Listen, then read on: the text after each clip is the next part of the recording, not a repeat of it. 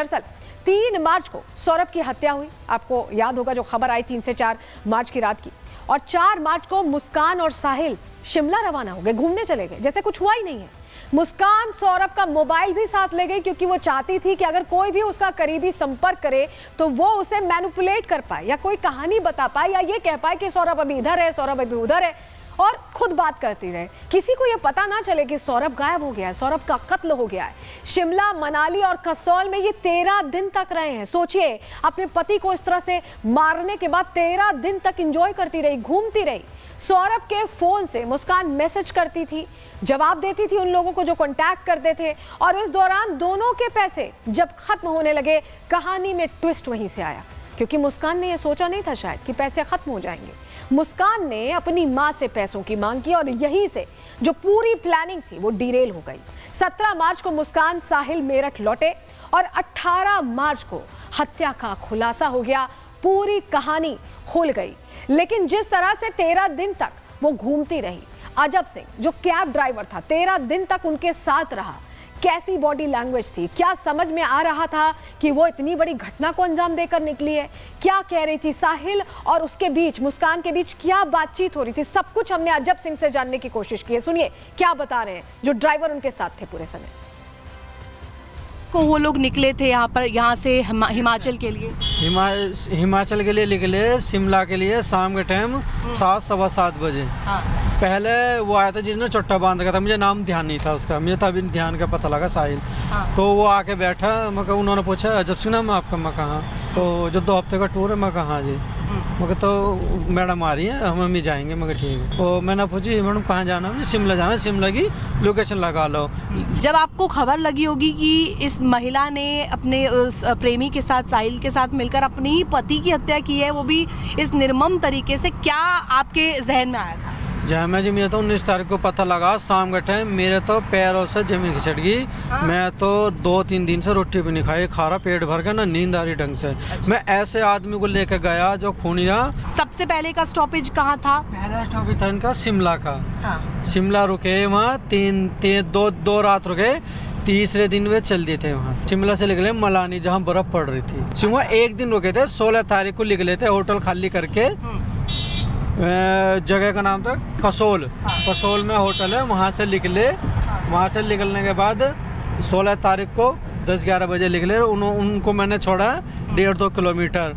No भैया वहाँ गाड़ी नहीं जाएगी, पतला रास्ता। सौरभ मर्डर केस ने सभी को दहला दिया, हैरान कर दिया। लेकिन जैसे जैसे जांच आगे बढ़ती जा रही है, ये समझ में आ रहा है कि सब कुछ मुस्कान के ही इर्द गिर्द घूमता दिखाई दे रहा है। जिससे भी बात करो, जो भी गवाह है, जब उससे सवाल पूछो तो सब कुछ मुस्कान की ओर इशारा करता है।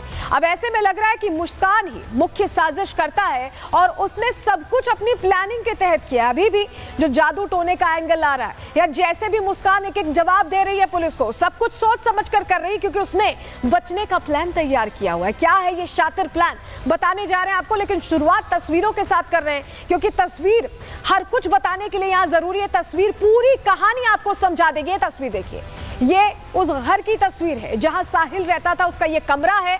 और इस कमरे में ये आप देखिए कितना अंधविश्वासी था, ड्रैगन बना हुआ है, अलग अलग तरह की चीजें उकेरी गई हैं। हत्या और अंधविश्वास का जो कनेक्शन है वो लग रहा है कि इस पूरे कमरे से समझ में आ रहा है। तस्वीर आप देख रहे हैं, कमरे में शैतान की तस्वीर है, और भी चीजें लिखी हुई हैं जो थोड़ी अजीब है। अमूमन ऐसा नहीं होता है। ये जो तस्वीर है वो थोड़ी अजीब है। अगली तस्वीर दिखाते हैं, चलिए जरा अगली तस्वीर दीजिएगा। कमरे में आपको शिव जी की भी तस्वीर दिखाई दे रही है। इसके अलावा शिव के नीचे ये देखिए रावण लिखा हुआ है। रावण कौन है? आखिर रावण कौन है? शिव भगवान के नीचे रावण क्यों लिखा हुआ है, ये प्रश्न है। तस्वीर दिख रही है, रावण नीचे लिखा हुआ है, और कमरा साहिल का। अगर आप इन 3 कड़ियों को जोड़ेंगे तो आपको ऐसा लगेगा कि क्या साहिल खुद को शिव भक्त रावण के तौर पर समझता था? ये प्रश्न है, ये बहुत बड़ा प्रश्न है। लेकिन कैसे साहिल के इसी अंधविश्वास पर अपनी मजबूत पकड़ मुस्कान ने बनाई, और मुस्कान जो जो कहती गई साहिल वो करता गया। क्यों हम ऐसा कह रहे हैं, समझिए। यहाँ पर सौरभ की हत्या का जो प्लान था मुस्कान ने बनाया था, और मुस्कान ने साहिल का क्या फायदा उठाया, उसके अंधविश्वास का फायदा उठाया क्या? ये प्रश्न इसलिए क्योंकि साहिल अंधविश्वास पर भरोसा करता था, बिल्कुल अंधविश्वासी था। मुस्कान ने उसके अंधविश्वास को हथियार के तौर पर इस्तेमाल किया। साहिल से उसकी मृत मां बनकर बात करती रही।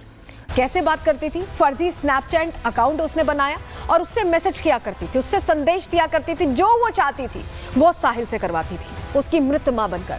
सौरभ की हत्या के लिए भी उसने साहिल को उकसाया, अपनी बातों में फंसाया और सौरभ उसकी हर बात मानता चला गया। ऐसे मानता चला गया कि उसी राह पर चलता गया जैसे कि मुस्कान चाहती थी। जरा अगली तस्वीर देखिए, ये देखिए, ये जो केक काटा गया था इस पर शंकर लिखा था।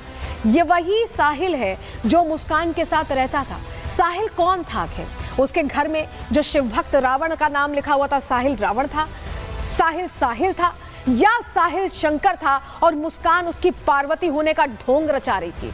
क्या ये पूरी कहानी साहिल को लेकर मुस्कान ने इसलिए रची थी क्योंकि वो चाहती थी कि जो पूरा तिलिस्म है वो ऐसा बना दे कि साहिल एक एक कदम उसके हिसाब से चले, उसके हिसाब से सोचे?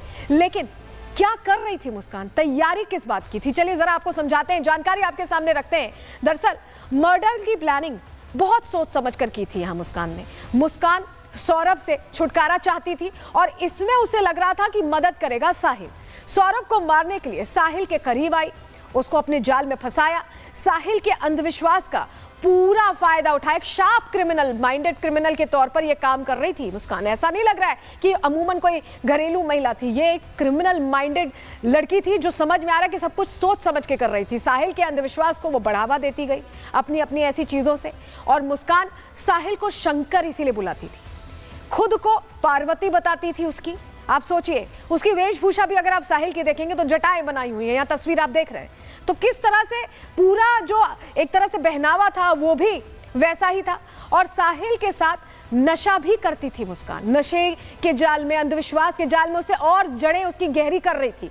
नशे के जरिए वो अपनी बात मनवाती थी और तब जब मुस्कान कुछ कहती थी तो साहिल मना नहीं कर पाता था।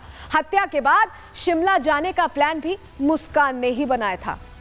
ये जो पूरी घटना हुई ये बताती है कि कैसे सब कुछ प्लानिंग के तहत चल रहा था। लेकिन मर्डर की अगर टाइमलाइन आप देखें तो आपको समझ में आएगा कि मुस्कान ने एक एक कदम जो रखा है, ये जो घटना हुई उसके बाद जैसे वो घूमने गए, सब कुछ बहुत सोच समझ के रखा है। क्यों हम ऐसा कह रहे हैं, चलिए डिटेल आपको दे देते हैं। दरअसल 3 मार्च को सौरभ की हत्या हुई, आपको याद होगा जो खबर आई 3 से 4 मार्च की रात की। और 4 मार्च को मुस्कान और साहिल शिमला रवाना हो गए, घूमने चले गए जैसे कुछ हुआ ही नहीं है। मुस्कान सौरभ का मोबाइल भी साथ ले गई क्योंकि वो चाहती थी कि अगर कोई भी उसका करीबी संपर्क करे तो वो उसे मैनिपुलेट कर पाए या कोई कहानी बता पाए या ये कह पाए कि सौरभ अभी इधर है, सौरभ अभी उधर है, और खुद बात करती रहे। किसी को ये पता ना चले कि सौरभ गायब हो गया है, सौरभ का कत्ल हो गया है। शिमला, मनाली और कसौल में ये 13 दिन तक रहे हैं। सोचिए, अपने पति को इस तरह से मारने के बाद 13 दिन तक एंजॉय करती रही, घूमती रही। सौरभ के फोन से मुस्कान मैसेज करती थी, जवाब देती थी उन लोगों को जो कांटेक्ट करते थे, और इस दौरान दोनों के पैसे जब खत्म होने लगे, कहानी में ट्विस्ट वहीं से आया। क्योंकि मुस्कान ने यह सोचा नहीं था शायद कि पैसे खत्म हो जाएंगे। मुस्कान ने अपनी मां से पैसों की मांग की और यहीं से जो पूरी प्लानिंग थी वो डिरेल हो गई। 17 मार्च को मुस्कान साहिल मेरठ लौटे और 18 मार्च को हत्या का खुलासा हो गया, पूरी कहानी खुल गई।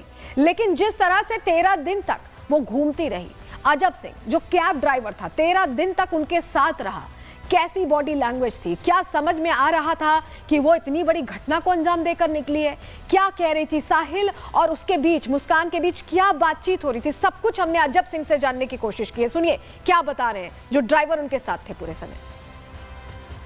को वो लोग निकले थे यहाँ से हिमाचल के लिए, हिमाचल के लिए निकले, शिमला के लिए शाम के टाइम 7, सवा 7 बजे। हाँ। पहले वो आया था जिसने चट्टा बांध रखा था, मुझे नाम ध्यान नहीं था उसका, मुझे तभी ध्यान का पता लगा साहिल। हाँ। तो वो आके बैठा, मैं उन्होंने पूछा अजब सिंह नाम आपका, मैं कहाँ, तो जो 2 हफ्ते का टूर है, मैं कहाँ जी, मगर तो मैडम आ रही है, हम भी जाएंगे, मगर ठीक है। तो मैंने पूछी मैडम कहाँ जाना है, शिमला जाना है, शिमला की लोकेशन लगा लो। जब आपको खबर लगी होगी कि इस महिला ने अपने उस प्रेमी के साथ, साहिल के साथ मिलकर अपनी ही पति की हत्या की है, वो भी इस निर्मम तरीके से, क्या आपके जहन में आया था? जहाँ जी मुझे तो 19 तारीख को पता लगा शाम का टाइम, मेरे तो पैरों से जमीन खिसक गई। हाँ। मैं तो 2-3 दिन से रोटी भी नहीं खाई, खा रहा, पेट भर गया, ना नींद आ रही ढंग से। अच्छा। मैं ऐसे आदमी को लेकर गया जो खूनिया। सबसे पहले का स्टॉपेज कहाँ था? पहला स्टॉपेज था इनका शिमला का। हाँ। शिमला रुके, वहाँ 2 रात रुके, तीसरे दिन वे चल दिए थे वहाँ से। शिमला से निकले मलानी, जहाँ बर्फ पड़ रही थी। शिमला एक दिन रुके थे, 16 तारीख को निकले थे, होटल खाली करके।